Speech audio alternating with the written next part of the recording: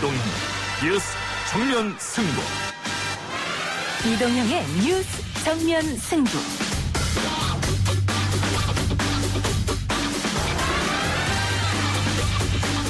청취자 여러분 안녕하십니까. 이동형입니다. 더불어민주당이 참여하는 비례연합정당 더불어시민당이 비례후보자 34명 명단을 발표했습니다. 우희종 공동대표 말 들어보겠습니다. 저희가 민주당의 데이터베이스라고 할까요? 그거를 총동원해가지고 확인하고 또 심지어는 제가 보고받기로는 약간의 어떤 불확실한 게 있으면 당사자한테 10명 되는 당사자 모두 대상돼서 전화적 통화하고 있습니다. 내일 최종 비례대표 후보자 순번을 결정하기로 했는데요. 잠시 후 1부에서 인터뷰해 보겠습니다.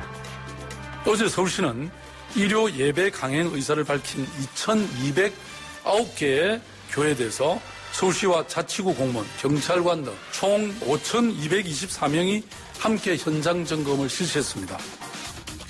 박원순 서울시장이 서울시 사랑제일교회 집회 금지 명령을 내렸습니다.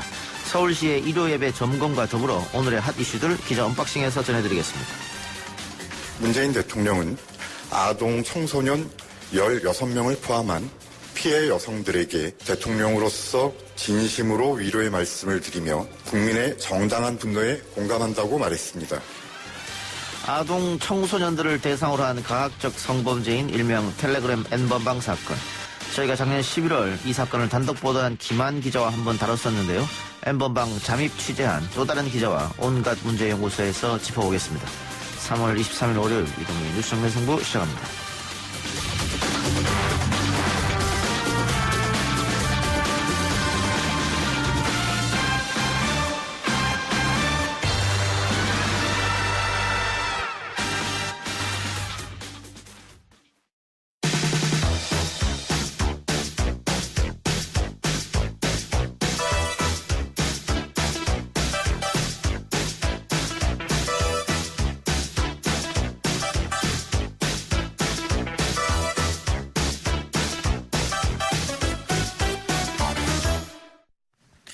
총선 이야기 해보겠습니다. 더불어민주당이 참여하는 비례정당 더불어시민당이 공천 문제로 난항을 겪고 있습니다. 민주당 비례대표 후보들은 비례 순번을 전면 배치해야 된다고 주장하고 있고 연합정당에 참여했던 군소정당들은 공천심사 탈락 결과에 불만도 표출했다고 하는데요. 당초 오늘 오전으로 예정됐던 비례 후보자 명단은 조금 전에 확정이 됐습니다. 관련해서 더불어시민당 우희종 공동대표 연결합니다. 대표님 나와 계십니까? 네, 안녕하세요. 네, 안녕하십니까. 조금 전에 발표하셨죠. 비례대표 후보 34명. 예, 맞습니다. 여기에서 민주당 출신이 20명, 그리고 또 소수정당, 시민사회단체 출신이 14명입니까? 네네네. 예. 됩니다. 그러면 앞으로 이 관심이 되는 것은 순번을 어떻게 정하느냐. 민주당 후보들은 뒤로 빠지는 건지, 또 앞번에는 네네. 누가 들어가는지, 그게 좀 궁금한데요. 네네, 그렇죠. 그것은 이미 말해온 바와 같이 소수 정당과 시민 몫이 10번까지 자리 잡고요. 예.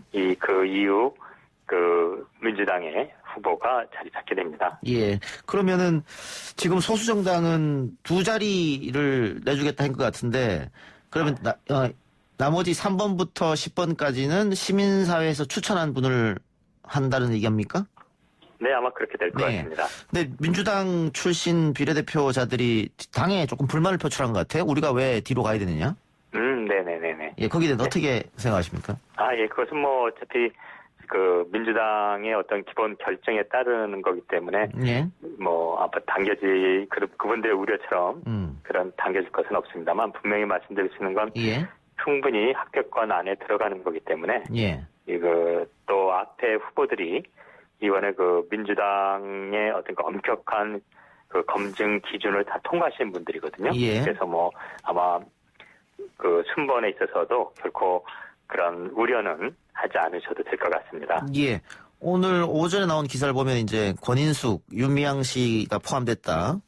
네. 시민사회단체 추천 출신으로. 그러면 네. 최종 순번은 내일 결정되는 겁니까? 지금 이제 저희가 발표를 하고 예. 거기에 대한 어떤 이의 신청이나 재심 요구 같은 거 지금 시간입니다. 요거 끝나면 예. 곧 최종 확정될 것입니다. 그래서 아마 오늘 밤 늦게 마무리될 예정이고요. 예. 그런데 오늘 밤늦게 아까 제가 민주당 비례 출신들이 당의 불만을 좀 표출했다라고 말씀드렸었는데, 결국은 민주당 지지자들의 많은 표를 얻어야지만이 이 더불어시민당이 성공하는 거 아니겠습니까? 예, 맞습니다. 그 목적이죠. 예. 네. 근데 민주당 지지자들이 우리 후보들은 뒤로 빠지고 왜 시민사회 단체 출신이나 소수정당 출신들이 앞으로 가야 되냐. 그런 불만이 좀 있을 것 같아요. 그것이 바로 이 선거법 개정할 당시에 그 합의됐던 그 선거법 취지를 살리기 위한 것이고요. 예. 결국 이것이 의미한 바는 그만큼 그 당시 선거법을 그 나름대로 협치에 의해서 만드는 민주당이 그 취지를 살리기 위해서 일부러 뒤쪽에 자리 잡는 것입니다. 그러면은 그 앞에 소수정당 출신들을 제외하고 시민사회단체가 추천한 그 3번부터 10번까지 포진한 분들, 그분들이 민주당 지지자들의 마음을 좀 얻어야 될 텐데 이번 명단은 어떻게 자신 있습니까? 그분들한테 마음을 얻기에? 네, 저희는 그렇게 생각합니다. 사실 어떻게 보면 저희 그 더불어시민당이 처음 플랫폼 정당으로 출발할 때는 시민 원로분들도 또 그러한 플랫폼 정당을 만들었고 또 지금은 뭐 열린민주당이라는 굉장히 유명하신 분들로 즉 셀럽으로 이렇게 구성된 당이 있지 않습니까?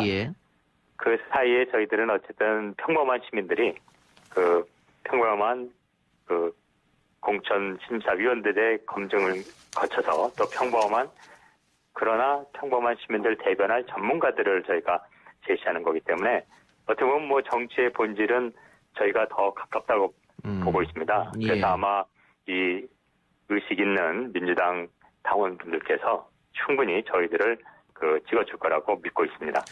처음에 더불어시민당은 플랫폼 정당을 표방했기 때문에 후보 추천을 하지 않겠다고 했는데 시민 후보를 맞습니다. 공모한 이유가 있을까요? 뒤늦게? 네네. 그것은 저희가 자체 후보를 내지 않는 것이고 이게 이제 원래는 저희가 처음에는 정의당이나 민주당이랑 함께 오는 걸로 생각했었는데 아시다시피 정의당이 당내 사정으로 그 결정에 의해서 불참하게 됐습니다. 그러다 보니 그 빈 공간을 모두 소수 당으로 채울 수가 없어서 이때는 오히려 사회 곳곳에 그 다양한 소리를 반영하고자 저희가 시민들의 추천을 받았던 것입니다. 혹시 뭐 열린 우리당을 의식했다거나 이런 건 없었습니까? 저희 그 열린우리당은 완전히 자체 후보를 갖는 독립된 정당이라서 전혀 성격이 다릅니다. 그래서 뭐 굳이 의식할 건 없고요. 특히 성격도 그쪽은 굉장히 유명하신 분들을 이렇게 모신 당이고 저희는 그냥 시민들의 당이죠. 그래서 약간 그 방향성이 조금 다른 것 같습니다. 선거가 끝나면 그럼 어떻게 되는 겁니까? 저희 더불어시민당은 원래 그 취지에 맞춰서 해산됩니다. 네, 그래서 저희 당규에도 총선이 끝나고 한 달 후에 저희 활동을 정지하는 걸로 못 박아 놓아 있습니다. 그럼 민주당에서 파견온 분들은 다시 민주당으로 돌아가면 될 테고 당선됐을 경우에. 그리고 소수정당 후보들도 자기 정당으로 가면 되는데 그 시민들이 추천한 이분들은 어떻게 되는 겁니까? 그분들은 그분들의 그 의사에 따라서 갈 것으로 예상하고 있습니다. 민주당으로 들어갈 수도 있고. 그렇죠. 그건 뭐 그분들의 이제 의지에 결정에 따라 존중해줘야 된다고 저희는 보고 있습니다. 혹시 선거가 끝나고 이 열린 우리당과 이 더불어시민당의 몇몇 인사들이 그 한데 모여서 뭐 그 20석 정도 이렇게 생각하는 그런 것도 뭐 생각해볼 수 있나요? 저희는 현재 뭐 두 당의 성격이 다르기 때문에 그런 것은 전혀 생각하고 있지 않습니다. 교섭단체 생각하지 않고 있다. 네네. 그 원래 군소정당이 4개 정당 참여하기로 했는데 지금은 가자환경당과 가자평화인권당이 빠졌지 않습니까? 네네, 맞습니다. 여기에 대한 불만은 없어요?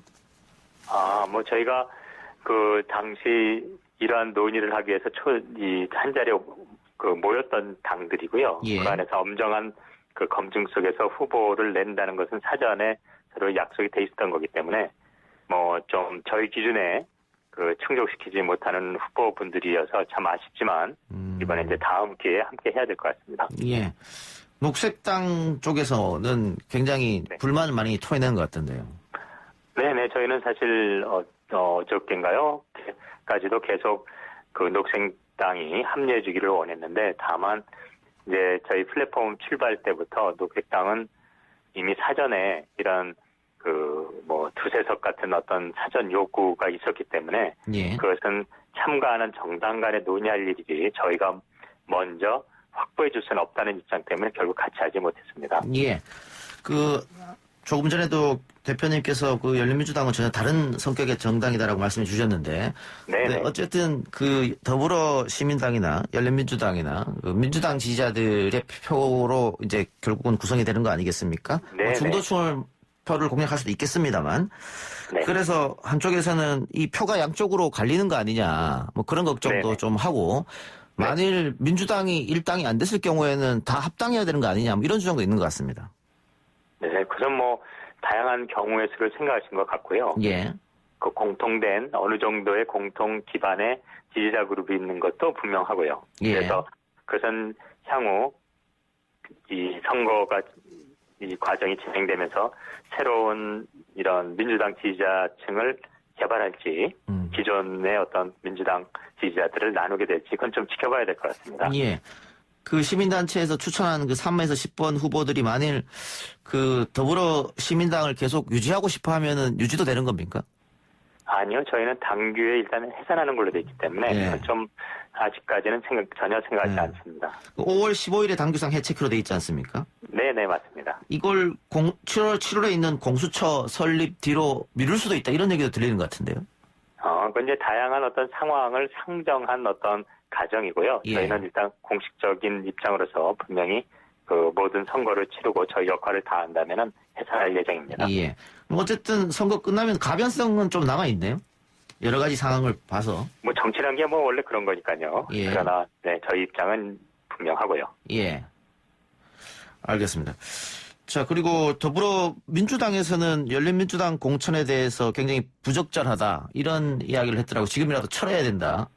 네네. 예, 윤호중 사무총장의 워딩이었던 것 같은데. 시민당은 어떻습니까? 열린민주당에 대해서. 조금 전에 말씀드린 것처럼 거기는 완전히 자체 후보를 내는 새로운 당이기 때문에 예. 저희는 그냥 비교나 어떤 그런 다른 생각을 가지고 있지 않고 우리가 이렇게 이 민주당과 보조를 같이 하는 입장에서의 저희 성격과 전혀 다른 새로운 당이라고 보고 있습니다. 예. 이 바뀐 선거법 때문에 지금 비례정당 논란이 있고 위성정당 논란이 생긴 거 아니겠습니까? 네네네. 예, 교수님 어떻게 생각하십니까? 이 선거 끝나고 새로운 원이 구성이 되면은 이 선거법을 다시 손봐야 된다고 보십니까? 예, 저는 새 원이 구성되면 예. 무엇보다 손봐야 될 첫 임무가 예. 이 선거법 개정이라고 생각하고 있습니다. 예. 어떤 식으로 그래서 바뀌길 원하세요? 네, 이러한 사실 예를 들어서 저희 당은 이 생겨나게 된 이유가 미래한국당이 탄생함으로써 생겨난 거거든요. 예. 그리고 미래한국당은 작년 말에 개정된 선거법의 취지가 소수당을 제대로 등원시키자는 취지를 훼손시킨 거기 때문에 예. 그런 위성 정당이 나오지 않는 그러한 선거법으로 개정돼야 되겠죠. 소수 의견이 제대로 반영될 수 있게 하는 게 중요한 것 같습니다. 예. 그렇게 되면은 국회의원 의석수를 좀 늘려야 되는 거 아니겠습니까? 비례를 더? 저는 이건 아직 저희가 새 어떤 회기에 국회에 대해서는 구상하진 않았습니다만, 예. 개인적으로는 저는 국회의원의 수를 늘리고 특권을 줄이는 방향이 보다 바람직하다고 생각하고 있습니다. 예, 알겠습니다. 마지막으로 열린 시민당에 대해서 아직도 궁금해하신 우리 청취자분들이 계실 테니까, 네네. 한마디 좀 해주시죠. 네네. 예, 저희 시민당 더불어시민당 간단히 더 시민이라고 부릅니다만 예. 저희들의 취지는 어쨌든 이 작년 말에 있었던 선거법 개정의 취지를 되살리고자 하는 그 목적 하나로 만들어진 정당입니다. 저희는 그런 의미에서 국민들의 유권자의 표가 되도록 사표가 되지 않도록 하는데 가장 큰 의미가 있고 또 사회의 다양한 소수자 목소리 이런 것들이 등원할 수 있는 계기가 되도록 하는 것이 가장 큰 임무라고 생각하고 있습니다. 예. 비록 주변에는 유명한 분들이 모인 당도 있고 여러 원로들이 모인 어떤 모임도 있고 그렇지만 저희는 지극히 평범한 일상에서의 작은 위치에서 나름의 꿋꿋한 역할을 하시는 분들이 모여서 이런 분들이 국회에 진출할 수 있도록 하는 게 저희들의 가장 큰 의미이기도 합니다. 많은 분들의 지지를 부탁드리겠습니다. 예, 교수님 하나만 더요. 네. 지금 더불어시민당의 현역 의원은 없죠? 현재요? 현재 없습니다. 예. 네. 그러면은 비례 순번이 상당히 뒤쪽으로 밀려서 네네네. 조금 불리할 수 있을 텐데. 그래서 민주당에서 있는 현역 의원들이 좀 와야 된다 이런 얘기도 있는데 이 협상은 지금 하고 있는 겁니까? 네네, 오실 거로 예상하고 있습니다. 몇 분 정도 생각하고 계세요?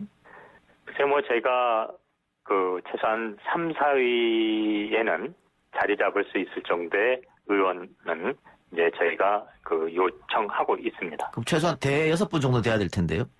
대여섯 분은 좀 넘어야 되지 않을까요? 예. 알겠습니다. 예, 좀 네. 지켜보죠. 오늘 인터뷰 네. 고맙습니다. 고맙습니다. 예, 지금까지 더불어시민당 우희정 공동대표였습니다. 1부 수사 마치고 2부 기자 언박싱 코너로 돌아옵니다.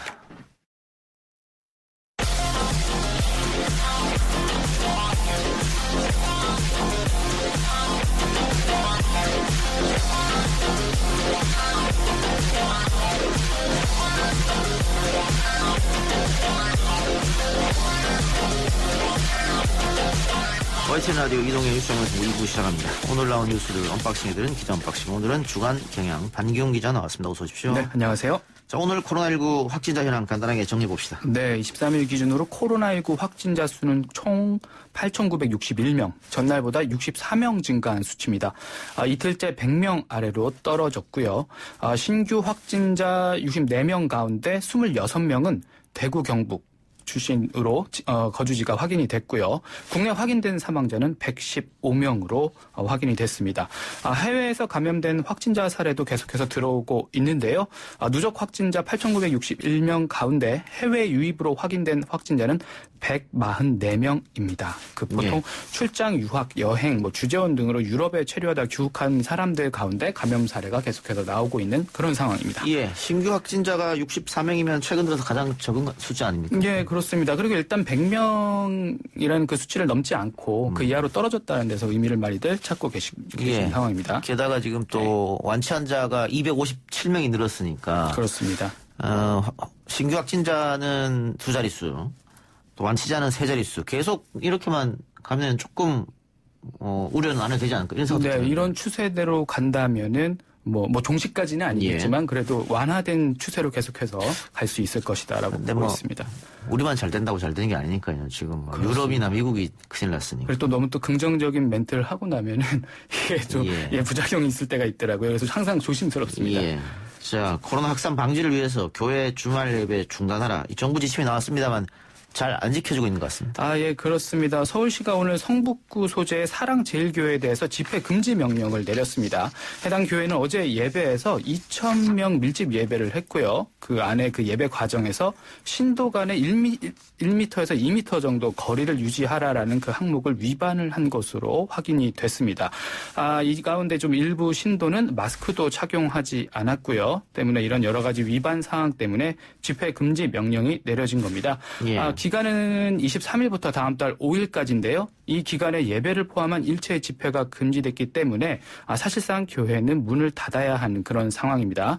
만약에 이를 어길 시에는 1인당 300만 원의 벌금이 부과되고요. 확진자 발생에 따른 구상권 청구도 서울시는 교회 측에 예고를 한 상황입니다. 서울시가 282개 교회를 조사를 했더니 384건의 위반을 적발했다고 밝혔습니다. 전 국민적 재난인 상황에서는 방역 당국도 정부의 정부에 대한 협조가 좀 필요할 것 같은데요.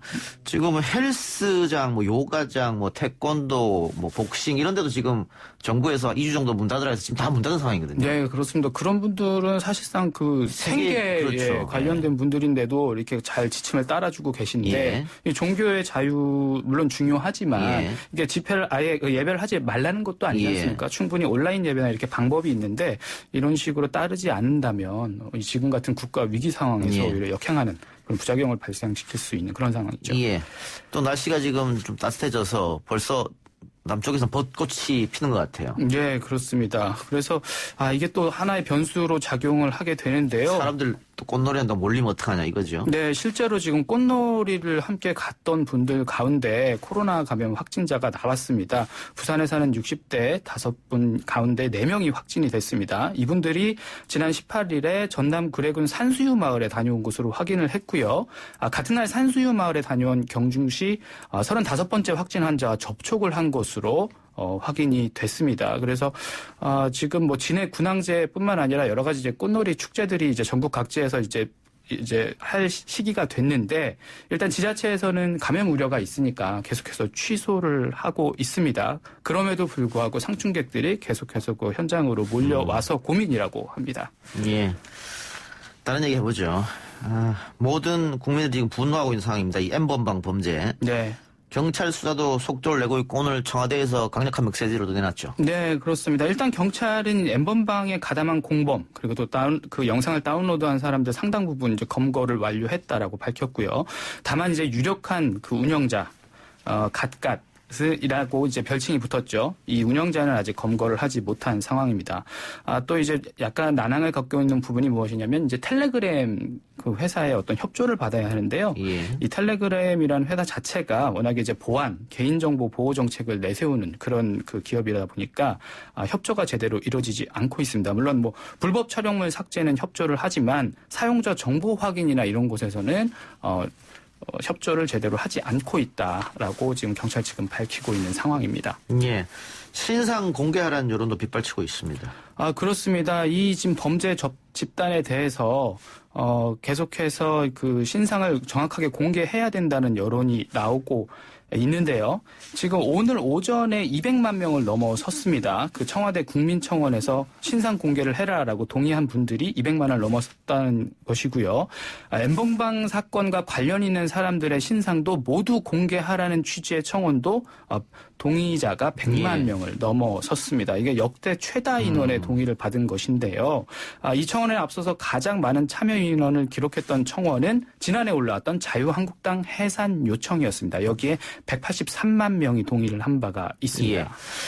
예. 이게 지금 미성년자를 대상으로 한 범죄가 있었지 않습니까? 네, 그렇습니다. 이게 만일 외국에서 이런 일을 벌였다고 하면 이게 단순히 내려받은 사람들도 엄청나게 크게 처벌받는데. 예, 맞습니다. 우리는 지금 이거 신상을 공개해야 된다 말했는데 이걸로 논란이니까. 그렇습니다. 왜냐하면 이제 지금까지 우리 법원의 유죄 판결을 확정하지 않은 그런 성범죄 피의자들의 신상 공개된 전례가 없습니다. 예.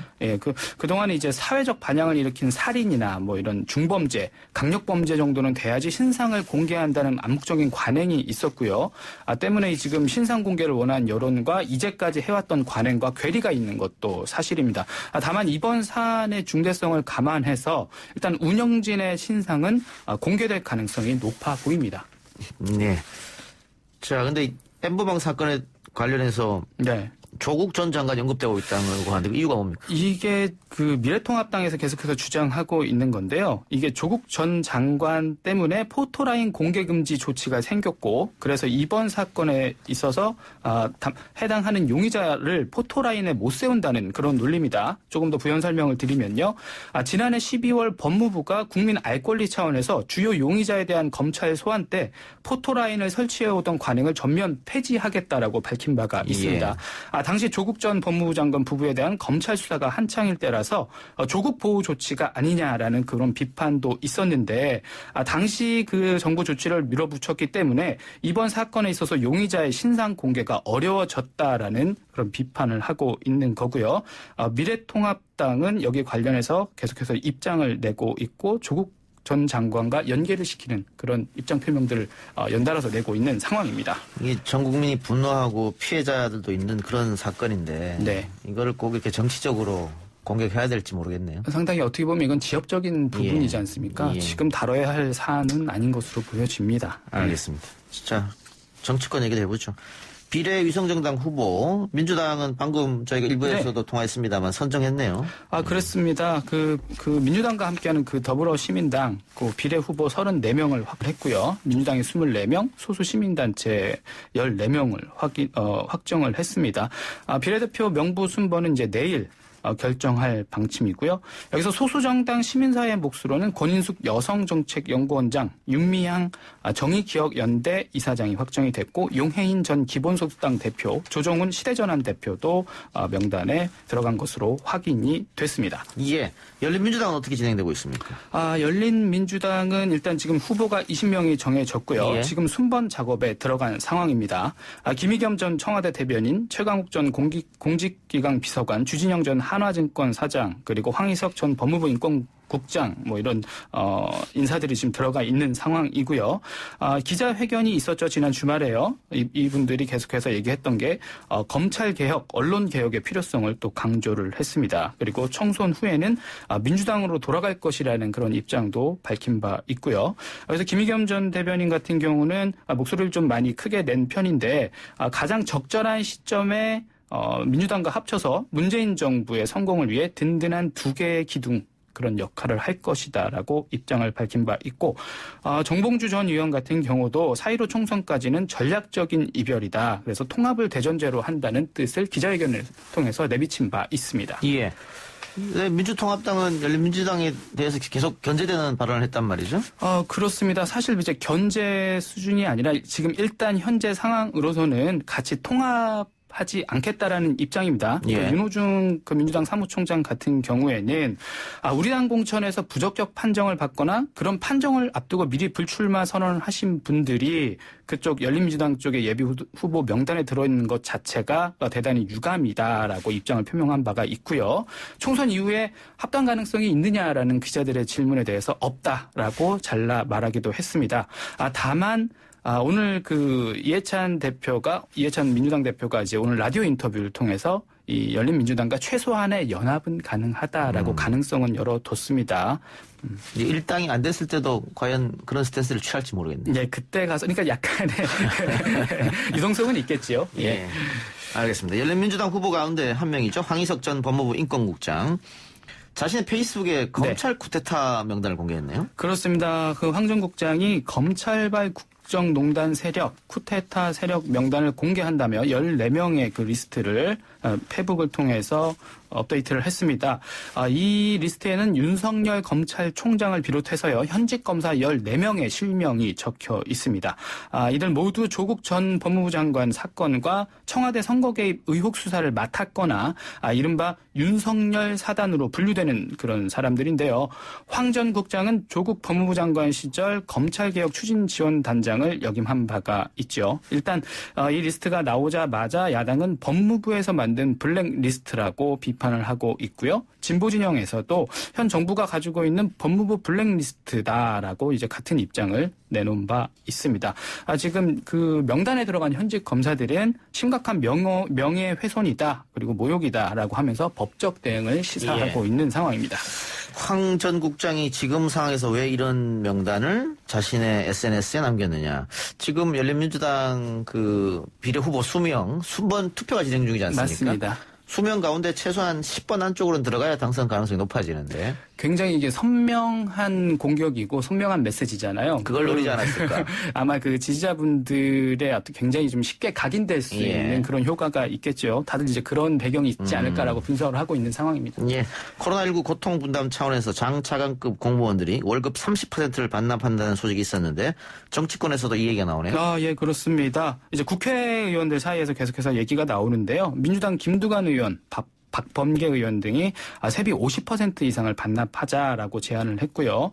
민주당에서 탈당한 의원이죠. 현재는 무소속 그 민병두 의원은 남은 임기 세비 90%를 반납하자라고 제안을 했고요. 정의당도 역시 세비 30%를 반납하기로 결정을 했습니다. 지금 청와대 홈페이지에는 국회의원 세비 반납 청원이 올라오자마자 지금 찬성 동의가 30만 건을 넘어섰습니다. 그래서 지금 국민들의 고통 분담 차원에서 아이디어를 낸 건데 국민분들이 굉장히 많이 호응을 하고 있기 때문에 지금 이 세비 반납 그 열풍은 계속해서 이어지지 않을까 예상이 되고 있습니다. 예, 마지막으로 오늘 문재인 대통령이 차관급 인사 4명을 발표했는데 어떤 인물입니까? 네, 그 일부 정부부처 차관급 인사와 청와대 비서관 인사를 오늘 단행을 했습니다. 문화체육관광부 제1차관에는 오영우 문화체육관광부 기획조정실장이 됐고요. 환경부 차관에는 홍정기 전 환경부 4대강 조사 평가단장이 됐습니다. 최강욱 전 비서관 사태로 공석이 됐던 청와대 공직기강 비서관에는 이남국 감사원 공직감찰본부장이 내정이 됐습니다. 알겠습니다. 오늘 기자 언박싱 여기까지 하죠. 주간경향 강기용 기자였습니다. 수고했습니다. 네, 수고하셨습니다.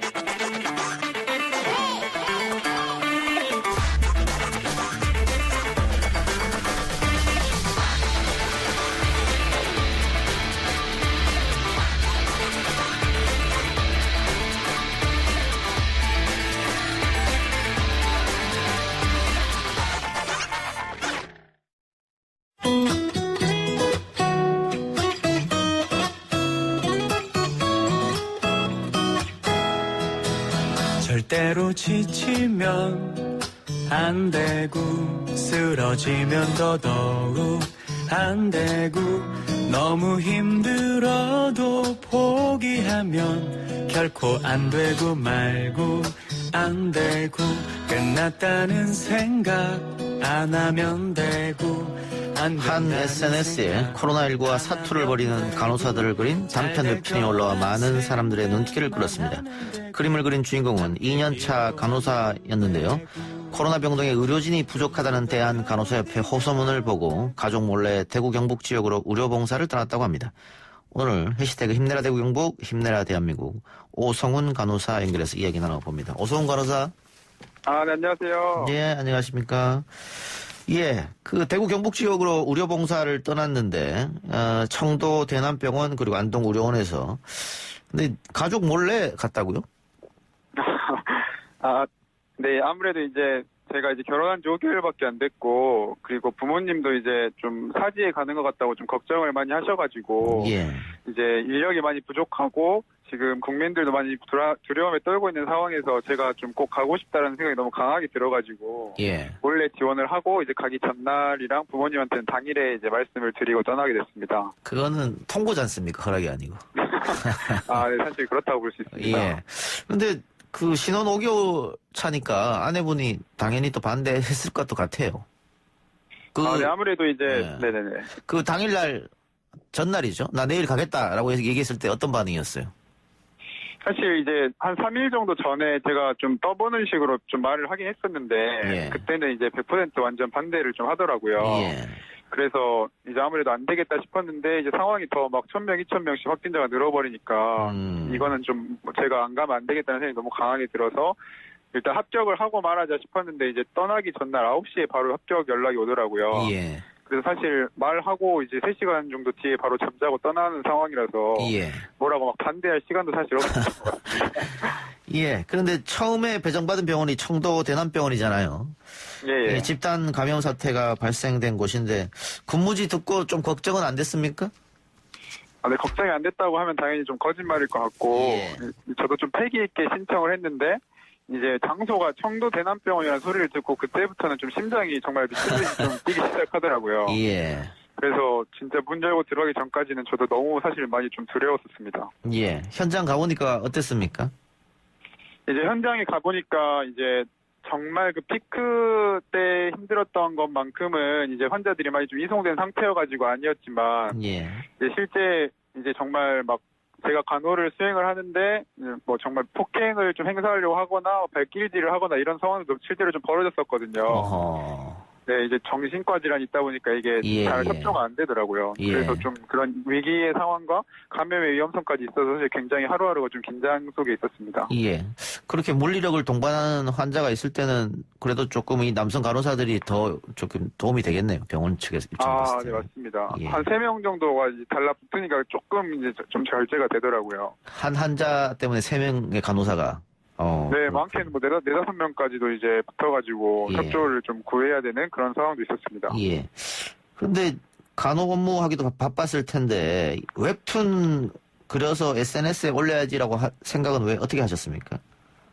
이제 제가 이제 인스타그램에서 리딩널스라는 이제 이름으로 사실 간호사를 간호하는 간호사로 지금 한 2년 전부터 활동을 하고 있습니다. 예. 그래서 웹툰은 한 1년 정도 전부터 이제 아내와 같이 이제 그리는 걸 연습을 하면서 이제 시작을 했었고, 이제 그런 상황에서 떠나서 그 현장을 사진으로는 담을 수 없으니까 예. 이제 그림으로나마 좀 담아서 좀 이런 상황을 좀 국민들이나 의료진분들한테 알려서 좀 위로나 공감을 좀 많이 불러일으키면 어떨까라는 생각에 좀 밤잠을 좀 줄여가면서 작업을 했었습니다. 예.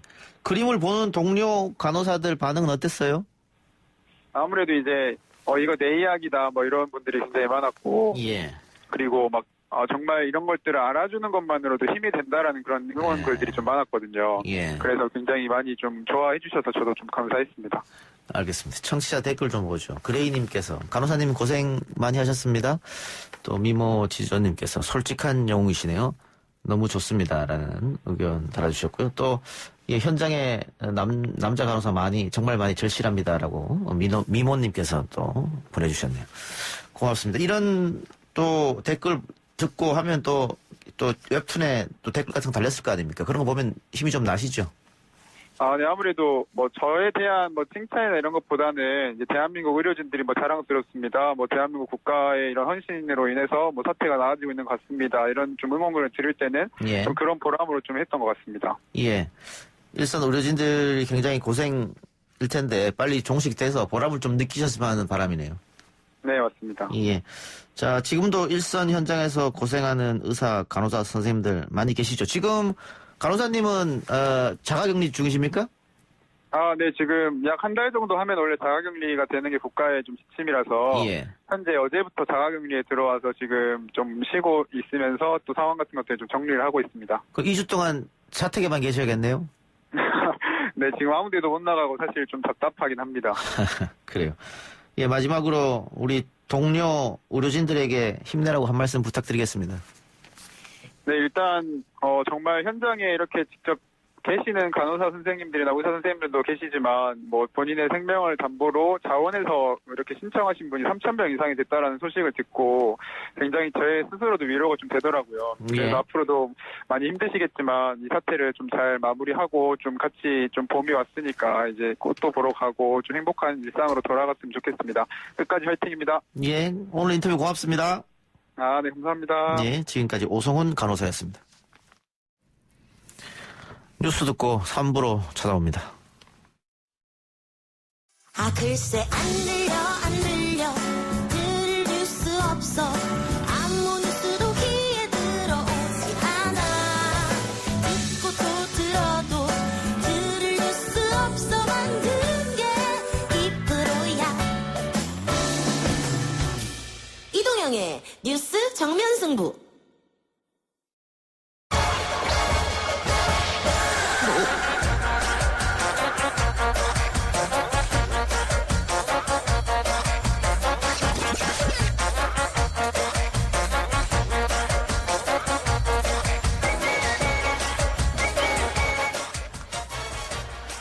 YTN 라디오 이동의 뉴스 정면 승부 3부 시작합니다. 온갖 문제 연구소 시간입니다. 최영일 시사평론가, 국립암센터 가정과학과 명승건 교수, 김기태 미국 변호사, 그리고 오늘 한 분 더 모셨습니다. 민중의 소리 강석영 기자, 어서 오십시오. 안녕하세요. 자, 강석영 기자는 온갖 문제 연구소 첫 출연인데 오늘 모신 이유가 텔레그램 단체방 잠입 취재 기자를 썼기 때문입니다. 좀 설명 좀 해주세요.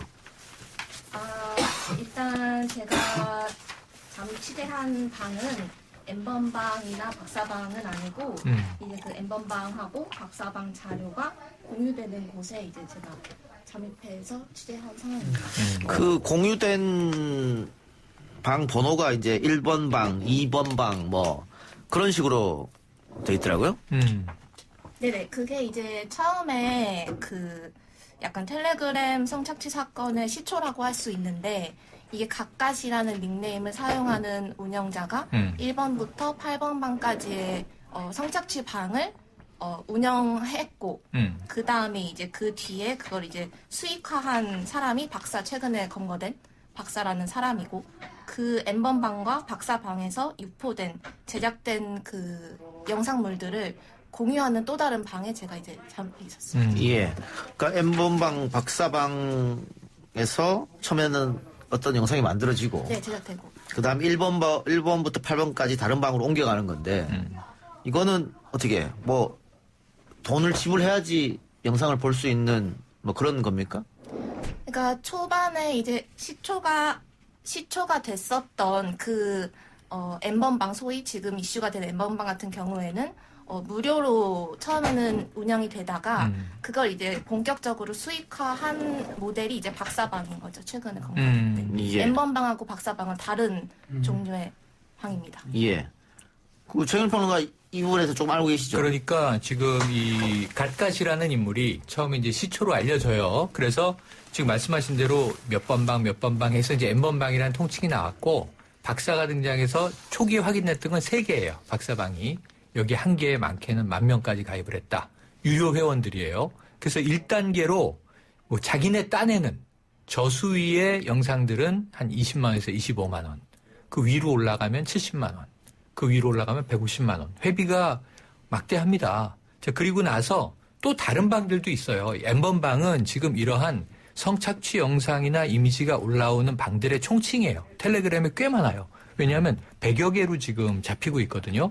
그런데 그 왓치맨이라는 또 다른 운영자가 있습니다. 고단방이라는 이름이 붙어 있어요. 그러니까 유사하게 이러한 하나의 정말 성착취물에 대한 불법적 음성적 생태계가 텔레그램 내에 자리 잡고 있는데 전체적으로 이 회원들은 한 26만 명에 달한다고 현재까지는 알려져 있는데 중복일 가능성도 있고요. 중복일 가능성도 있고 또 더 나올 가능성도 있고 그렇고 그 안에 작은 방들이 많이 딸려 있어요. 예를 들면 제가 좀 경악했던 건 뭐냐면 영상물이 올라와요. 성착취 영상이죠. 협박에 의해서 만들어낸. 그런데 거기에 대해서 회원 중에 그 여성을 아는 사람이 지인 제보해서 그 여성의 신상을 공개하게 됩니다. 그럼 거기에 대해서 또 와글와글 이야기들을 하는 상황들인데 그러니까 지금 엠번방이라는 게 있죠. 박사가 만든 박사방이 있죠. 또 왓치맨이 만든 고단방이 있죠. 거기에 또 아까 말씀하신 대로 그들이 만든 파일들을 공유하는 방들이 주렁주렁 달리게 되죠. 거기에 지인 제보방이 있죠. 그러면서 이 생태계가 아까 말씀드린 대로 확인된 것만 100여 개 달하고 있습니다. 자, 그러면 강 기자는 그 중에서 한 방에 소위 말하는 거죠. 1번부터 8번 중에 하나 들어간 겁니까? 공유하는 방. 네, 공유하는 방에 여러 군데가 있어서 그곳에 지금 잠입해 있는 상황입니다. 여러 군데. 그 들어갈 때 어렵진 않았어요?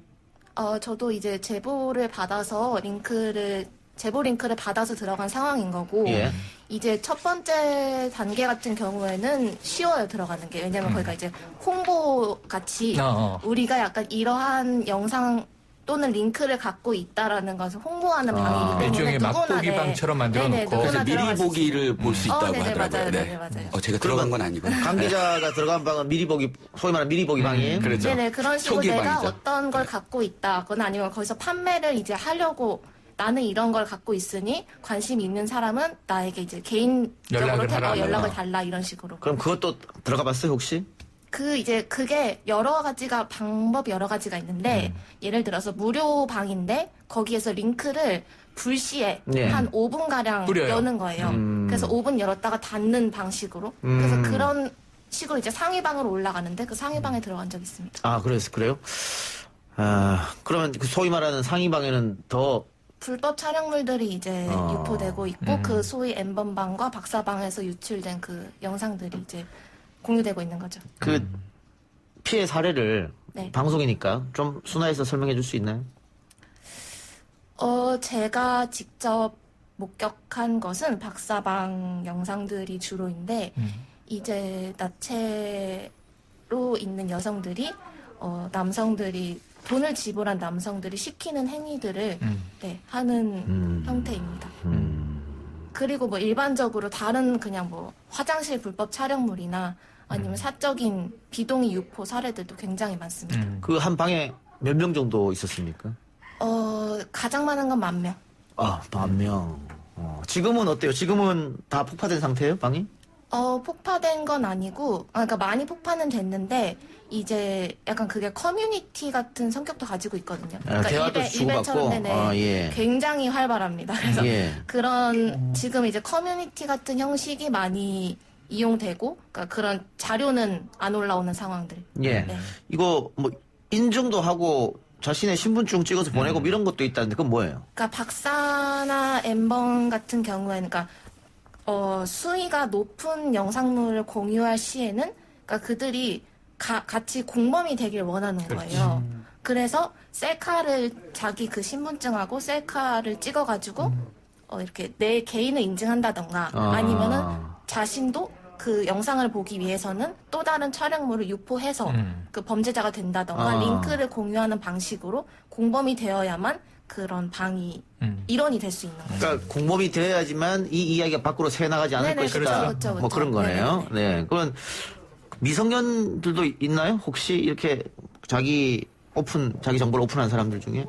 피해자들은 지금 미성년이 있다고 얘기했고. 그리고 경찰 지금 최근에 박사 공범으로 검거된 사람 중에서도 미성년자가 있는 것으로 이제 경찰이 밝힌 바 있고, 그리고 사실 텔레그램 방 중에 가해자의 신상을 공개하는 방이 따로 있어요. 그러니까 일부 유저들이 이제 가해자들의 신상을 공개하는데, 그 피해 촬영물을 구매 당시에 자신의 셀카와 신분증을 노출했던 그 사람들의 이제 사진들을 뿌리는 신상을 공개하는 시기인데 거기에 이제 학생증하고 자신의 셀카를 올린 미성년자들을 많이 봤습니다. 알겠습니다. 지금 경찰이 밝혀낸 피해자가 74명인데 이 가운데 미성년 피해자가 16명이나 됩니다. 자, 김기태 변호사님. 만일 미국에서 이런 문제가 발생했다. 특히 미성년 피해자가 있다. 어떻게 처벌합니까? 뭐 우리나라는 지금 아시다시피 아동청소년 성보호법에 의해서는 가장 중하게 처벌하는 게 5년 이상의 징역 또는 무기징역입니다.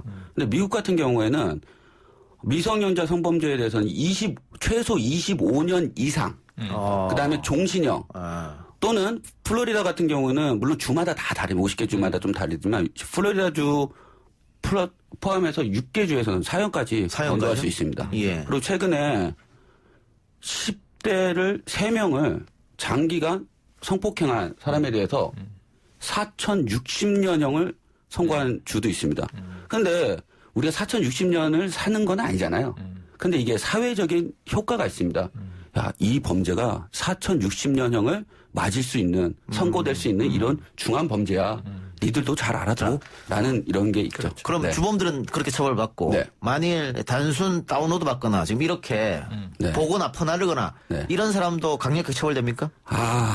그렇지는 않습니다. 그러니까 미성년자, 아동, 음란물에 대해서는 소진만 해도 처벌이 가능합니다. 소진만 해도 소진만 해도. 그런데 유포하지 않아도. 근데 미국 같은 경우는 성인물에 대해서는 소지해도 상관없습니다. 소지해서 자기만 봐도 상관없는데 그것을 유포했을 경우에는 처벌이 가능합니다. 따라서 우리나라 지금 이거 N번방 사건도 같은 경우에도 이 박사라고 하는 조모 씨의 처벌은 당연히 됩니다. 뭐 예를 들어 성폭력 처벌법이라든가 아청법이라든가 다 되는데 국민들이 또 생각하는 거는 이 N번방과 같은 박사방과 같은 때를 들어와 가지고 유료로 보는 사람들까지 처벌할 수 있느냐, 이 근거 조항이 있느냐 이건데요. 이거는 쉽지가 않아요. 왜냐하면 아동 청소년 음란물 소지죄로 처벌이 해야 되는데 이 텔레그램이나 우리 카톡에서 동영상 오면 무조건 누르면 다운로드 되지 않습니까? 이 다운로드 되고 시청한 것까지도 소지로 볼 수 있느냐, 이거는 논란의 여지가 있습니다. 따라서 유료 회원을 처벌하기에는 만약에 그들이 그걸 계속적으로 다운로드해서 소지의 의사를 가지고 다운로드 해가지고 그 다음에 가지고 있어 계속 봤다면 아동 청소년 음란물 소지죄로 가능하고 또한 그것을 야 너도 한번 봐봐라고 해서 유포를 했다면 가능합니다. 그래서 5년 이상 무기징역까지 가능하지만 단순하게 다운로드 받아가지고 시청만 했다라는 것으로 인해서 처벌되기는 쉽지 않다. 알겠습니다. 명승원 박사님. 지금 성인 피해자도 물론이겠습니다만은 미성년 피해자 같은 경우에는 지금 이렇게 피해 입은 거 나중에 시간이 지나도 트라우마로 작용해서 굉장히 어려울 수 있지 않습니까? 네, 그런 부분이 당연히 있을 수밖에 없겠죠.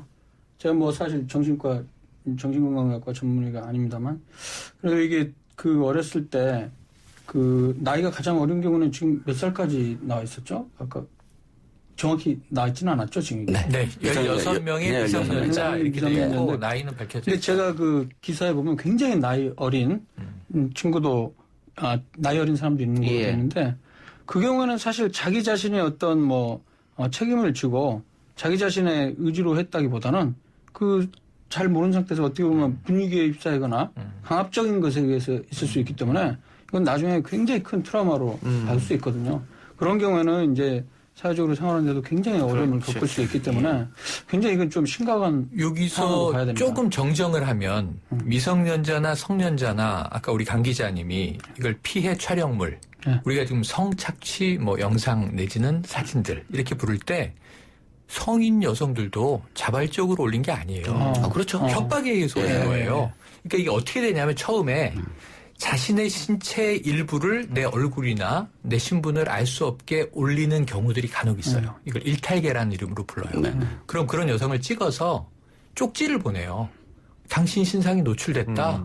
그 링크를 클릭하면 아이디하고 패스워드가 도용되는 겁니다. 해킹 프로그램 같이 링크해서 보낸다는 거죠. 해킹해서 이 여성의 이 클라우드를 뒤져서 얼굴이 찍혀있는 나체 사진을 획득한 다음에 그걸 가지고 협박을 들어가는 거예요. 그러니까 자발적으로 한 경우는 거의 없고 뭐라고 부르냐면 이 여성들을 노예라고 불러요.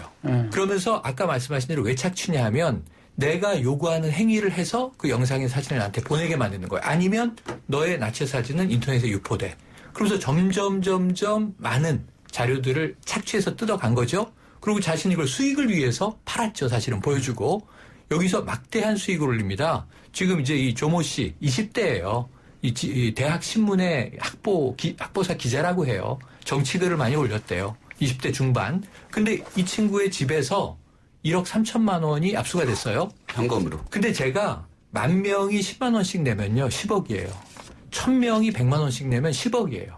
그럼 적어도 수십억 대의 수익을 올렸을 가능성이 있어요. 근데 기간이 짧죠. 왜냐면 지난해 시작돼서 올해까지 한 1년여니까. 그런데 일단은 현금으로 압수된 건 1억 3천. 근데 이 모든 돈이 착취 때문에 생겼단 말이에요. 협박에 의해서. 그러면 이게 미성년은 처벌이 더 가중되는 건 당연하고 성년 피해 여성들에 대해서도 이건 막대한 문제죠. 그러니까 이런 게 가능한 게 사실 다른 것들은 아마 텔레그램이라는 특수한 상황 때문에 그럴 것 같아요. 서버 자체도 이게 외국에 있는 거고. 어떻게 분석이 됩니까? 이 부분과 관련한 거는? 예, 지금 그 유료 얘기도 아까 했었는데 현금 얘기 최평로가 해줬고 압수된 돈. 뭐 비트코인으로 결제도 그렇죠. 한다라고 하는데 그거는 출처를 숨기기 위한 그런 겁니까? 추적 들어올 때. 네네네. 그래서 문화상품권이나, 그러니까 조금 뭐 아류들은 이제 문화상품권을 주로 이용하고 그 윗단계 더 철저한 사람들은 이제 그런 암호화폐들을 많이 사용했습니다. 예. 그래서 예. 이게 되게 지능적인 게 이게 신종 성범죄입니다, 이게. 그렇죠. 왜냐하면 성폭력 차별법에서는 제14조에 카메라 등을 이용한 촬영이 있어야만 성폭력 처벌법으로 처벌을 받거든요. 이 촬영은 직접 촬영을 해야 돼요. 그런데 이 지금 엠번방 사건이나 박사방 사건 같은 경우는 촬영을 직접 한 게 아니라 피해 여성들이 촬영을 해서 보내준 거거든요. 따라서 성폭력 처벌법으로 이게 처벌이 가능하지 않을 수도 있습니다. 예. 이게 되게 그렇고 그다음에 지금 신상 정보에 대해서 청와대 수면도 많이 이게 올라왔는데 성폭력 처벌법으로 인해서 신상 공개를 한 사례는 한 번도 없습니다. 따라서 신상 공개를 왜 청와대 청원에 방에 올렸냐면 이런 사례가 하나도 없었기 때문에 이번에 이 잔인무도하고 이 끔찍한 이 성범죄를 반드시 신상 공개를 해야 된다라고 해서 청원을 넣은 거거든요. 따라서 신상 제공에 대한 것은 규정은 있지만 한 번도 사례가 없기 때문에 과연 신상 공개를 할지 안 할지는 이거는 아무도 모른다라고 보시면 됩니다. 근데 지금 여론은 뭐 주도자들뿐만 아니고 단순 회원들 신상까지 다 공개하라 이런 이야기거든요. 그건 안 됩니다. 그건 되기가 쉽지 않은 거의 안 되는 게 아까 전에 말씀드렸지만 아청법에는 신상 공개에 대한 규정이 없습니다. 그래서 유료 회원인 26만 명의 유료 회원이 만약에 법에서 처벌을 받으려면 아까 전에 말씀드렸듯이 아동 청소년 음란물 소지죄에 의해서 처벌을 받아야 되는데 이 아동 음란물 소지죄인 아청법에는 신상 정보 규정이 없습니다. 근데 저는 좀 따라서 다른 게 이게 국회의원들이 이거에 대해서도 많이 법의 미비점이겠죠. 예, 신상 공개해야 된다라고 많이 노력한 변호사들이 많은데 국회에서 통과가 안 돼요. 근데 이번 건은 계기로 해갖고 좀 필요할 것 같네요. 소지가 뭔지 모르지만 자 내가 20만 원을 냈어요. 70만 원 냈어요. 150만 원 냈어요. 왜 냈어요? 보려고. 한 번 보려고. 한 번 보려고. 그러니까 그걸 입증해야 된다는 네네. 얘기예요. 저는 이게 그러니까 소지라는 표현이 애매한데 소유냐, 점유냐 여러 가지가 있어요. 자, 예를 들면 제가 이제 이 뮤직 사이트에 월 회원 가입을 하고 무제한 음악 듣기를 해요. 스트리밍으로 들어요. 다운로드 받을 수도 있어요, 파일을. 근데 요즘에 그게 이 구분이 의미가 있습니까? 디지털 파일에서? 근데 이제 소유 개념이 물건도 아닌데. 근데 이제 법률 부분이 알겠습니다. 하면 좀 문제가 있다. 현재 법률이 그렇기 때문에 미비하다. 날가 빠진 거죠. 그렇죠. 그거를 이제 많이 고쳐야 됩니다. 국회의원들이. 근데 그런 거에 대한 의식이 없습니다. 재판할 때 법률만 보고 하니까 그런 부분이 있으니까. 근데 아까 명승건 박사도 이야기를 해줬습니다만은 텔레그램을 이용한 이유는 결국은 이 텔레그램이 굉장히 비밀 유지할 수 있다. 뭐 이런 거 아니겠어요? 그럼 만일 이거 다 방을 폭파시키고 유저들이 다 빠져나가면 경찰이 추적하기는 어렵지 않겠느냐. 뭐 이런 얘기도 있던데. 지금 그런데 일단 N번방의 뭐 시초라고 불리는 그 각각은 아직 잡지 못했지만 맞아요. 추적 중이죠. 관련해서 지금 유사 N번방 같은 사례, 그러니까 같은 수법을 사용한 범죄자들도 지금 많이 검거된 상황이고 오늘 경찰 설명에 따르면은 그 N번방 관련해서도 그 운영자만 잡히지 않았을 뿐이지 그 공범 관련해서는 많이 잡혔다고 하니까 네, 그리고 이번에는 이번만큼 되게 강력한 의지를 표명하고 있는 만큼 네, 믿을 수 있다고 생각합니다. 예. 피해자들이 또 진술도 있으니까요. 네네. 예. 좀 가능할 것 같습니다. 그 26만 명 사람 중에 뭐 또 뭐 유명인이 나오거나 하면 또 굉장히 시끄러울 그러니까 수 다 있거든요. 모으면 26만 명이고 방이 지금 100여 개로 확인됐잖아요. 운영자도 여러 명으로 쪼개져 있잖아요. 근데 여기서 이게 저는 한 부분만 딱 샘플링 채취해서 보면 뭐냐면 지난해 버닝썬에서 비롯됐던 연예인 승리 단톡방이라고 불렸던 방과 다르지가 않아요. 그 연예인은 그렇게 강력한 처벌을 받고 얼굴 다 공개하고 법정 드나들고 구속까지 되고 형을 받았는데 일반인은 그냥 난 익명이니까 괜찮다예요. 사실은 똑같다고요.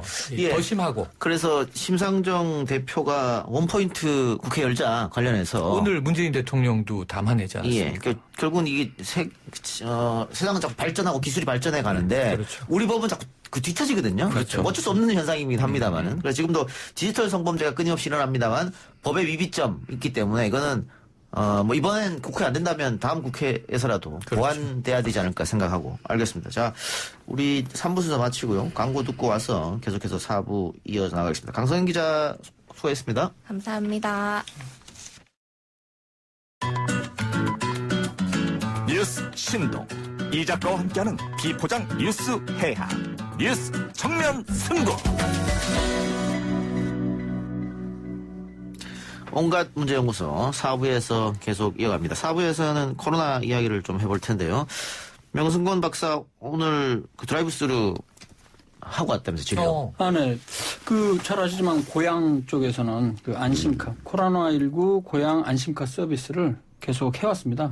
그래서 이제 우리 그 고향 주변에 있는 우리 지역 병원들 거기서 좀 자원을 받아갖고 뭐 한 번 할 때 이제 오전에 4시간 그리고 오후 4시간 이렇게 하는데 보통 이렇게 한 번씩 그 할당을 해서 합니다. 그래서 저도 지난번에 자원을 해서 방금 오늘 오전에 하고 왔습니다. 그러니까 검사를 받으신 게 아니고.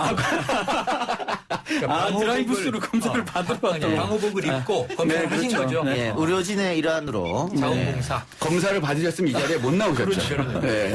근데 저희가 안 나오거나. 네.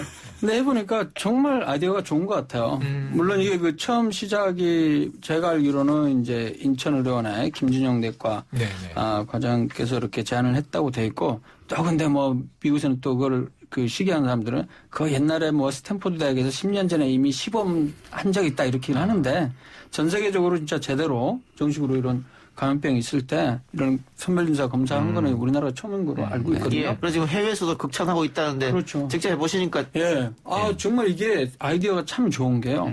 이렇게 약간 U자 형태로 하면 처음 들어갈 때 이제 그 한 종이 하나에다가 각자 개인의 신상 이런 걸 써요. 그 다음에 바로 뭐냐면 예진이란 걸 합니다. 예진은 이제 지금 우리 도와준 분들이 군 장병, 의료진, 군 장병 쪽에 이제 의무병이나 행정병 이런 분들이랑 그다음에 보건소 직원이 같이 먼저 하고 거기에서 내용을 갖고 그다음에 저한테 오게 되는 거죠. 그럼 제가 정식 이제 의사 문진을 하게 되면 병력을 보고 뭐 해외 여행 경력이 있다든가 아니면 발열 그리고 인후통이나 기침과 같은 호흡기 질환이 있어서 상당히 의심되는 분들은 이제 바로 검체를 채취하러 바로 또 이동을 하죠. 그럼 이동을 하게 되면 거기서는 또 다른 의사가 검체를 채취하는데 보통 코 안쪽이랑 그다음에 구강 안쪽을 이렇게 면봉 같은 걸로 해서 채취를 하는데 진짜 그냥 대기 없는 경우에는 뭐 10분 이내에 끝나고요. 대기 있어도 대개 제가 지금 오늘 보니까 한 15분 이내에 다 끝난 것 같아요. 제가 이제 그 반 정도는 문진을 하고 반 정도는 제가 검체 직접 채취했는데 제가 채취할 때 1시간 뭐 반 동안에 10건 내외 정도 했거든요. 근데 옛날보다는 많이 줄었어요. 근데 이제 한 세션 4시간 정도에 보통 한 30건 정도 여전히 하고 있고 하루면 한 60건 정도인데 옛날보다는 좀 많이 줄은 것 같습니다. 근데 제가 하면서 느꼈던 거는 굉장히 좀 뿌듯함을 느꼈어요. 뭐냐면 그 같이 일하는 모든 보건소 직원, 그다음에 군 장병, 뭐 저희들도 자원했지만은 굉장히 군말 없이 4시간 동안 사실 화장실 한번 거의 안 가고 열심히 했고, 그다음에 거기 오신 분들도 굉장히 그 지시에 잘 따라줘요. 그분들 어쨌든 본인 스스로 조금 의심되니까 오신 그렇죠. 분이잖아요. 그런데 그렇게 딱 해서 해보면 제가 문진을 할 때 굳이 안 받아야 되는 분들이 와요. 그래도 궁금해서. 근데 열적으로 지금은 열이 좀 나고 기침이 좀 나면 혹시라는 생각에 그런 분들은 이제 하는 게 좋은데 열도 없고 증상이 별로 없어요. 근데 혹시나 내가 이러니까 주변에 어디 동선 내가 거기 왔다 간 적이 있는데 이러고 오신 분들이 있어요. 그런 경우는 이제 제가 말씀을 드리죠. 한 하루 이틀 정도 좀 더 보시다가 혹시라도 열이 나거나 이런 호흡기 증상이면 그때 오십시오. 그때는 해드리겠습니다. 이렇게 얘기할 때 솔직히 차까지 끌고 왔는데 가라고 하면 좀 그렇죠. 기분 나쁘잖아요. 근데 굉장히 그분이 잘 들어주시고 그러더라고요. 그래갖고 전혀 문제 없이 잘 스무드하게 잘 진행을 했던 것 같습니다. 저도 일주일 전에 침을 삼키면 목이 아파서 인후통이 와가지고 이거 그렇죠. 혹시 그래서 이비인후과에 가는데 발열이 있으신 분은 진료를 하지 않습니다. 이렇게 써 있더라고요. 그래서 그러니까 개인원에서는 데스크에서 발열 체크를 먼저 하고 그렇죠. 그다음에 이제 들어가요. 개인원에서는 좀 부담스럽죠. 그래서 이걸 하기 위해서는 잘 아시는 대로 우리가 방어를 해야 되기 때문에 일단은 뭐 당연히 마스크 쓰고 그다음에 그 일회용 전신 비닐 가운이 있습니다. 하얀 거. 그리고 이제 모자까지 해서 쓰고 그다음에 덧신도 신고 그다음에 N95 마스크를 착용하고 그 위에다가 페이스 실드라고 해서 이렇게 아크릴판 같은 걸로 가린 걸로 완전히 무장한 상태에서 하는 거죠. 장갑도 한 2개 있고. 예, 수고하셨습니다. 참고로 드라이브 스루는 동승자가 있으면 안 됩니다. 혼자 그렇죠. 운전을 하고 와야 의심하자만. 네. 그리고 운전면허가 있어야 되겠죠. 오늘 보니까 우리나라가 33만 8,036건의 검사가 누적됐는데 오늘 하루만 6,256건을 했어요. 만일 때 2만 건 됐거든요. 오늘 요 중에 일부는 우리 명 박사님이. 그러니까 방금 최평론가 이야기대로 검진 수도 지금 줄어들었구만이. 많이 줄어들었어요. 또 오늘 확진자가 64명. 그리고 완치자는 257명입니다. 그래서 확진자가 총수가 8,961명. 완치자가 3,166명. 이렇게 됐는데. 명호사님 어떻습니까? 이 추세대로 가면은 조금 진정기미라고 봐야 되지 않을까요? 일단 물론 아직 뭐 예단하기는 어렵습니다만. 네, 일단 뭐 거의 한 일주일 전부터는 두 자릿수까지 내려와서 계속 오르락내리락 반복하고 있고 지금 최근 한 몇십 일 동안에 가장 최저 확진자 숫자예요. 64명이면. 3월 중 최저. 2월 29일 날 가장 많아서 공식으로는 900명대라고 됐는데 아무튼 800에서 900명대였거든요. 하루에. 900여 명. 많이 줄어들긴 했습니다. 근데 조금 우리가 안심하기가 이른 게 대구 경북을 제외하면요. 전반적으로는 약간씩 오르는 추세예요. 사실은 조금씩. 그 오르락 내리락 하면서도. 그래서 마냥 우리가 안심할 수 있는 상황은 아닌 것 같습니다. 그래서 좀 더 지금 어제부터 시작해서 2주 동안 더욱더 강력하게 사회적 거리두기 했으니까 그걸 좀 실행을 잘 해야 될 것 같습니다. 근데 어쨌든 우리나라는 확진자 수는 줄어들고 완치자 수는 늘어나는 상황인데. 네, 그렇습니다. 유럽과 미국이 큰일 났습니다. 네네. 심각해요. 지금 이탈리아 상황 보니까요. 지금 중국이 총 확진자가 8,100명이 8만 1,000명이 좀 넘었고, 문제는 사망자가 3,000명대예요. 그런데 지금 이탈리아는 오늘 5만 9천 명 넘었네요. 아까 오전에 5만 8천 명이었는데. 근데 문제는 사망자가 너무 많아요. 5,400명대가 사망이라. 사망자가 중국을 넘어섰는 겁니까? 사망자는 훨씬 넘었습니다. 됐습니다. 그러니까 지금 그 이탈리아 같은 경우는 5만 9천 명에 5,400명이 사망해서 맞아요. 그냥 요걸로 단순 치명률 계산하면 9.3%. 9.3%. 중국 같은 경우는 8만 1,000명에 3,200명이라서 대략 4%거든요. 4%. 근데 이게 참 심각한 게 이탈리아 하루 만에 5,500명이 늘었고요. 맞아요. 미국도 지금 심상치 않습니다. 하루에 8,000명이 늘었어요. 3만 5천 명이. 본격적으로 이제 지금 3만 5천 검사를 시작하니까 지난 월요일 3월 16일에 미국이 위험해 그러면서 약간 잠재적 위험을 느꼈는데 그때가 3,000명대였어요. 지금 일주일 사이에 3만 명. 3만 5천 명이죠. 예, 그래서 이게 우리만 괜찮다고 괜찮은 게 아니다. 그럼요. 이제 해외에서 유입되는 또 환자들이 또 계속 늘어나기 때문에. 그래서 오늘 제가 드라이브 스루 하면서 보니까 오신 분들 중에 진짜 해외여행 그냥 갔다 온 사람들이 꽤 많아요. 네, 그러니까요. 그래서 지금 또 하나는 아시겠지만은 이제 완전 전수조사를 하기로 했거든요. 공항에서. 그렇기 때문에 하루에 뭐 10,000명 가까이씩 뭐 들어온다고 그러면 유럽발 입국자들. 유럽발 입국자. 좀 우리 전체적으로 우리 한국 내에서의 확진자 수는 오히려 약간 늘어날 가능성도 있습니다. 예. 또 특히 미국 같은 경우에는 우리하고 의료 체계가 완전 다르기 때문에 그렇죠. 더 확진자가 접근성이 떨어지죠. 예, 더 많이 늘어날 수도 있다 이런 얘기고 65만까지도 늘어날 수도 있다라는 보도도 있습니다. 또 뭐 미국의 여러 인터뷰를 봤습니다만은 개의치 않고 파티 같은 걸 즐기는 젊은 층도 있다. 근데 이거는 우리도 조금 경각심을 가져야 될 게 지금도 강남이나 뭐 이태원이나 홍대 클럽에 그렇죠. 젊은 층들이 다 모여 있거든요. 네, 좀 지난 주말을 끼고 이건 세계적인 문제로 대두된 거예요. 트럼프 대통령이 먼저 얘기했어요. 젊은이들이 자신을 천하무적이라고 생각하겠지만 그들이 모르고 있는 것은 그들이 감염돼서 부모와 조부모에게 옮긴다는 걸 모르는 거다. 어리석다. 왜냐하면 이 개학이 늦춰지니까 미국 젊은이들이 플로리다, 마이애미 여기서 지금 해변가에서 파티하고 있거든요.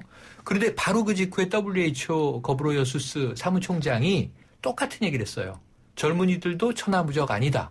invincible이라는 단어를 똑같이 썼는데 그 다음에 며칠 후 이번 주말에 우리나라가 보도가 나오기 시작한 게 강남 클럽에 줄 서 있다. 근데 이게 마스크를 팔아요. 방역 지침 7가지를 지켜야 돼. 클럽도 사업을 하려면. 근데 마스크 안 쓰고 온 젊은이들은 마스크를 2,000원에 팔아요. 예. 입장시켜줘요. 술 마셔야 되잖아요. 예. 또 이제 소리 쳐야 되잖아요. 예. 그러니까 턱에다가 다 마스크를 코로나 패션이라고 불러요. 젊은 친구들이. 그러면서 이미 코로나가 의미가 유행되기 전에도 그랬죠. 마스크 젊은 사람들은 마스크 많이 그러니까 썼죠. 검은색으로. 네, 검은색으로요. 그러면서 그 패션 마스크로 해서. 그 집단으로 예배 드리는 것보다 몇 배가 더 감염 가능성이 높죠. 왜냐면 뛰죠, 땀 흘리죠, 소리 붙어 지르죠. 있죠, 소리 지르죠, 술 마시죠.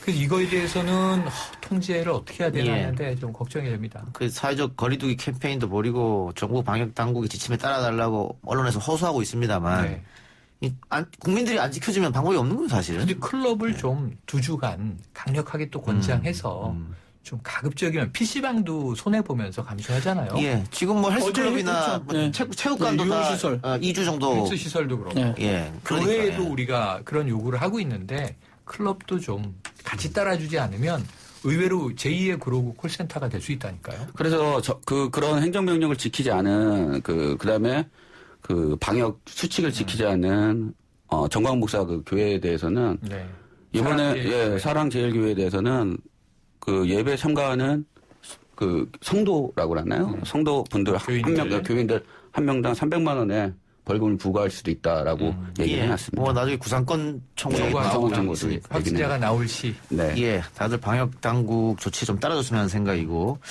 또 하나. 문제라고 할지 뭐 어떻게 할지 모르겠습니다만 연일 주식장이 폭락하고 있지 않습니까? 네. 2,000대가 넘었습니다. 지금 오늘 같은 경우에 1,500도 무너졌죠. 환율도 오르죠. 예.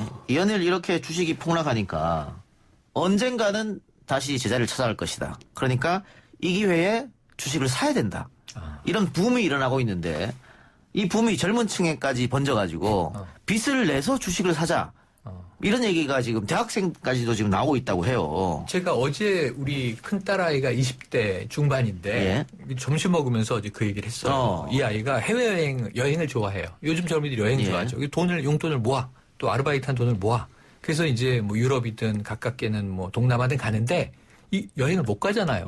올해 여행 갈 예측이 안 되니까 그 모아둔 돈을 다 S사에 주식을 산 거야. 바로 이 전투개미가 우리 딸이었어. 남이 아니고. 그래서 너 빚은 안 냈지? 그러니까 다행히 빚은 안 냈고. 아빠 이게 투자는 여유자금으로 해야지. 그래서 그냥 자기 용돈만큼만 해서 다행이에요. 지금 말씀드린 S사 주식, S전자 주식이죠. S전자. 외국인들은 계속 팔고 나가는데 지금 개미들이 계속 하고 있단 말이죠. 언젠가는 오를 것이다. 전투개미들. 그래서 저는 그냥 올해는 보지도 마라. 내년 후년에 한번 봐라. 몇 년 나더라. 근데 그랬어요. 문제는 이게 저점이 어디냐. 지금 개미들은 지금이 저점이라고 말하지만 예측할 수 없다. 그 10여 년 전에 그 미국발 금융위기 때는 1000m로 내려갔거든요. 맞아요. 그러니까 어디가 저점인지 모르는데 이게 빚을 내서 주식 투자하면 정말 큰일 날 수도 있으니까 이게 조심을 좀 해야 되는 게 아닌가. 지금 뭐 어떤 분 같은 경우는 젊은 분인 것 같은데 뭐 집까지 팔고 26억인가 뭐 이렇게 뭐 했던 사람도 있는 것 같아요 보니까. 인터뷰를 하는데 네. 저는 개미의 자존심을 끝까지 지키겠습니다.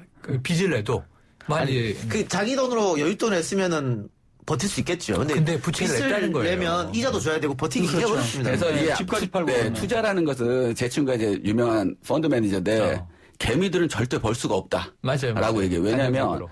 여윳돈을 가지고 그냥 나 몰라. 그냥 2, 3년 묶어놓을 거야. 라고 해서 투자해서 모르다가 2, 3년 후에 봐서 오르면 모르겠는데 그렇지.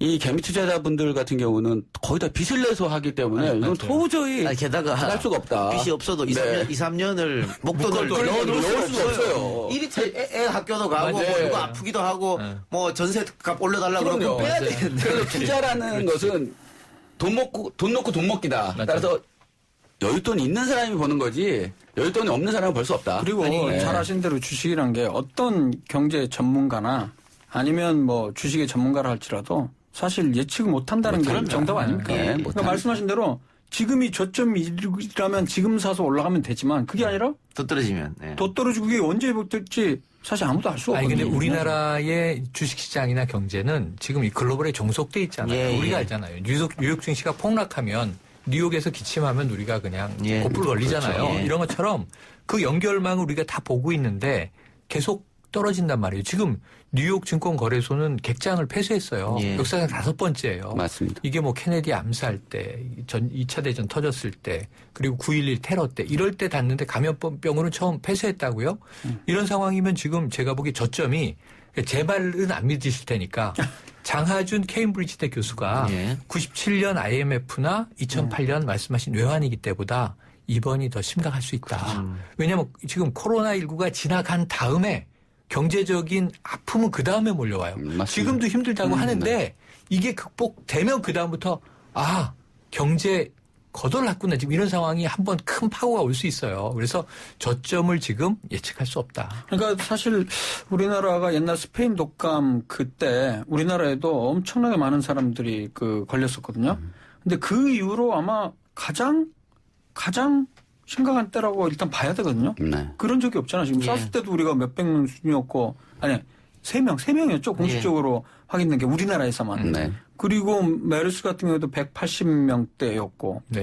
그리고, 물론 그게 있네요. 신종플루 때는 우리가 뭐 추정컨대 74만 명? 뭐 이렇게 되긴 했는데, 그거에 비해서는 좀. 치료자가 있었으니까.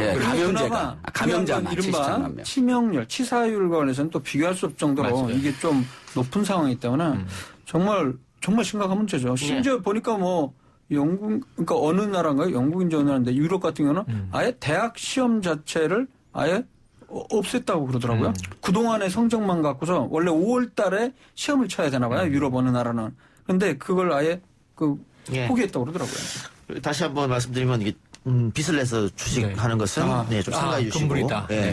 이게 제2의 또 비트코인 강풍이 아니냐. 비트코인 강풍 불 때 늦게 열차에 올라타신 분들 다 또 손해봤거든요. 늦게 타면 다 손해죠. 먼저 타면 혹시 약간 이기거나 그런데. 근데 지금 저는 그런 문제에 있어서 이 정말 우리 개인들, 개미들은 지금은 좀 일정 기간 신중해야 할 때다. 이 코로나에 우리나라는 이제 극복이 잘 되길 바랍니다. 잔불도 다 끄고 소규모 집단 확산이 더 없기를 바라면서 두 주를 우리가 견뎌내면 좀 터널 끝이 보일 것 같지만 문제는 우리만 터널을 빠져나간다고 경기가 회복되는 게 결코 아니에요. 세계 경제는 지금부터 몰락 중이에요. 명 박사님은 주식 투자하십니까? 저는 주식을 해본 적이 없었는데 2년 전인가 S모 바이오 신약 거기 이제 그 대표가 또 우리 저희가 아는 그 바이오입니까? 그 세 글자인데 아무튼간에 그거 뭐 여기서 이름 세 글자.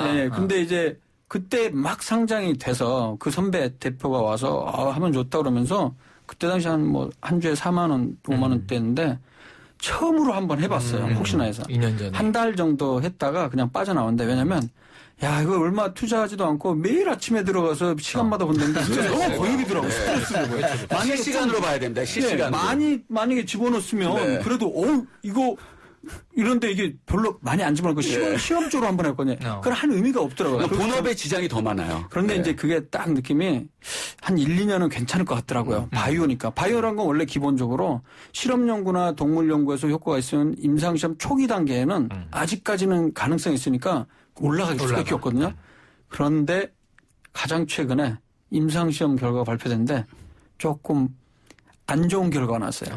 그 이후로 확 떨어져갖고 지금 7,000원인가 8,000원대로 떨어졌어요. 그래서 투자는 여윳돈으로 신중하게. 제가 아는 거기요. 그래서 빚내지 말고 빚내면 안 된다. 그런데 최근에 이제 우리 집에서 에스모 요즘 사라는 소문이 있더라 뭐 이런 얘기인데 일단 하지 말라고 했어요. 두 분은 어때요? 저는 주식 투자를 한 번도 한 적이 없습니다. 제가 뭐 이렇게 빠지는 걸 잘해서 빠지는 건 도박, 주식, 그다음에 뭐 이런 거는 안 하고 있습니다. 네. 저는 남이 만든 건 안 사요. 네. 근데 제가 벤처 회사를 90년대 말에 창업해서 직원 한 120명에 매출 한 100억까지 가면서 이 저희 11억 자본금이 그때 약간 광풍이 불 때인데 40배, 50배를 가서 제가 한 보유하고 있는 30% 지분이 180억을 간 거예요. 그래서 조금 더 가면 이제 철수 형을 잡겠구나. 부자 돼 보자 이러고 있었는데 버블이 꺼지면서 그때 우리 업계가 줄도산을 했어요. 그랬는데 그때 180억이 휴지가 되는 걸 봤잖아요. 그때 이후 저는 주식은 휴지가 될 수 있다. 그리고 남이 만든 회사의 주식은 안 삽니다.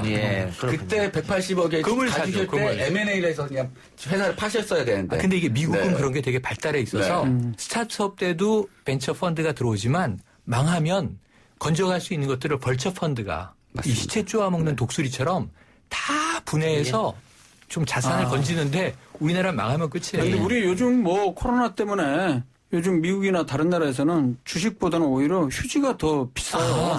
사재기 때문에. 그래요. 주식은 확 떨어지고. 갑자기 정신 번쩍 드는 중요한 얘기네요. 휴지가 얼마나 휴지를 중요한데 무시하면 안 됩니다. 외국 언론도 왜 한국은 사재기가 없냐 이렇게 궁금해하던데 일단 우리 국민들의 뭐 내성이랄까요? 북한하고 마주보고 있으니까 북한이 뭔 도발 일어났을 때 뭐 조금 사놨다가 나중에 아무 일 없고 하니까 매번 이게 창고에 막 있거든요. 양치기 소년처럼 그러다 보니까는 뭐 굳이 이렇게 하시는 것 같기도 하고. 코로나랑 싸우는데 요즘에도 단거리 미사일이 계속 날아가. 가장 중요한 건 정부에 대한 믿음이 아닌가. 그래서 메리스 때와는 다르게 정보도 투명하게 해주고 그리고 시스템도 뭐 잘 되고 있고 의료 시스템도 그다음에 뭐 세계에서 또 칭찬도 많이 해주고 있고라고 하니까 정보에 대한 좀 믿음이 크다라고 생각을 하고 있습니다. 알겠습니다. 뭐 우리가 주식 얘기했습니다만 주식시장도 우리 기업은 또 자본의 건정성이라는 건 있으니까요. 버텨내겠죠. 다시 버티고 살아날 겁니다. 세 분 말씀 오늘 여기까지만 듣겠습니다. 수고하셨습니다. 고맙습니다. 오늘 저희가 준비한 방송은 여기까지고요. 저는 내일 이 시간 다시 찾아오겠습니다. 들어주신 여러분 대단히 감사합니다.